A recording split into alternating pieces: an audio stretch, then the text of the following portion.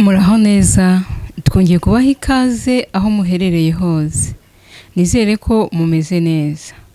Ubu rero nagarutse ngo twiganirire nk'uko bisanzwe, buri wese abahawe ikaze kandi afite uburenganzira busesuye bwo kutubwira uko we abyumva ibyo tuba tugiye kuganiraho, kuko buri wese ntabwo ari itegeko ko wumva kimwe ibintu nkanjye cyangwa se ngewe mbyumva kimwe nawe, ariko icy'ingenzi ni uko twese duhuriza hamwe tukareba ese igikwiye ni ikihe, ese ikiri cyo ni ikihe. Ngarutse ngo twiganirire ku ngingo igira iti: ese ni ukubera iki iyo wagurije umuntu amafaranga biba ikibazo bikanabaviramo ko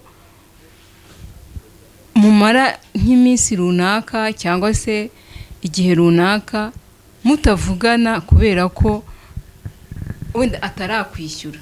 Ni kubera iki bikunze kubaho? Mumbwire impamvu ibitera. Ese byari bikwiriye ko umuntu wangurije amafaranga nahinduka umwanzi we? Kandi yampaye amafaranga ye, yampaye unyakeneye, ninjye wari umukeneye, ariko ugasanga hari igihe kibaye cyangwa se hari igihe kigeze nkumva ntangiye kugenda mukwepa kubera ko wenda ntabonye uburyo mwishyura,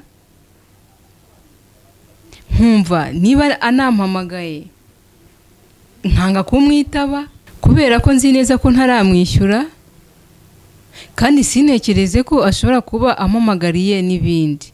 Ni ukubera iki umuntu ubereyemo amafaranga cyangwa se ukubereyemo amafaranga aba yumva atari yareze igihe umuhamagaye akumva ko ugiye kumwishyuza? Nubwo bitaba ku bantu benshi, ariko icyo kintu kibaho. Nongeye nkibaza, kuki muri cya gihe ngenga ukeneye ngo umpe ya mafaranga mba ngenda nitonze, nkuvugisha nitonze, ariko mu gihe ntarayagusubiza ya mafaranga ugasanga hagiye kubaho urukuta runtandukanya nawe.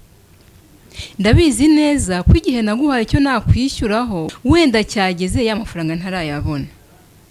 Gufata telefone nkaguhamagara nkakubwira nti rero unyihanganire dore cya gihe cyageze, ariko ntabwo amafaranga nabashije kuyabona. Kuki numva ko ntabikubwira kandi ukanyumva, aho guhitamo kwicecekera? Ese ninceceka uzabwirwa n'iki kibazo nagize? Noneho ni ngewe guhaye urwaho rwo kumva ko nananiwe kukwishyura, nshaka kukwambura, ariko iyo nza kuguhamagara nkakubwira ikibazo nagize nawe uri umuntu wanyihanganira. Ahangaha niho bituruka, ugasanga umuntu wangurije amafaranga duhindutse n'abanzi kubera ko sinamubereye inyangamugayo ngo mubwire ko wenda amafaranga nayabuze, amenye ko nayabuze, hanyuma yumve ko agomba gukomeza kunyihanganira, igihe nikigera amafaranga ye nkayabona nzayamuha. Ariko twebwe siko tubigenza, ahubwo duhitamo kwicecekera. Ese guceceka ni wo muti? Ntabwo ari wo muti rwose. Uko nateye intambwe nza kukuguza amafaranga niko nakabigenje nkubwira ko igihe cyo kukwishyura bitankundiye, aho kugira ngo nicecekere utangire untekerezeho n'ibitari byo. Ibyo ntabwo ari byiza.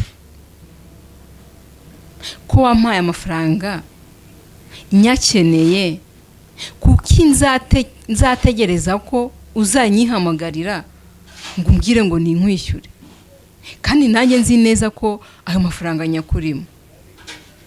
None ugasanga hari n'uwo wishyuje agahita akubwira ati ati siko nabyibagiwe, ntabwo nabyibukaga ko nkurimo amafaranga, harya nkurimo angahe?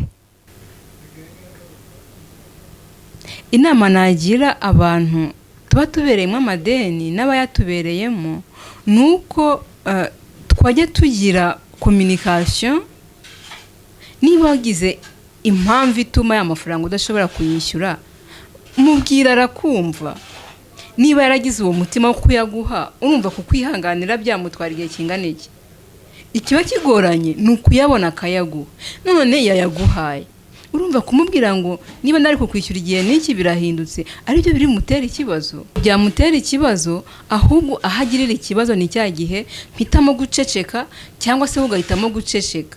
Icyo gihe utuma ntangira gutekereza ibindi, cyangwa se watangira gutekereza ibindi kandi bitakabaye ngombwa. Reka rero tujye twirinda gutuma badutekerezaho ibitaturiho cyangwa twe dutekereza umuntu ku bitariho, ahubwo cya cyizere wangiriye ukampa amafaranga yawe, reka gikomeze.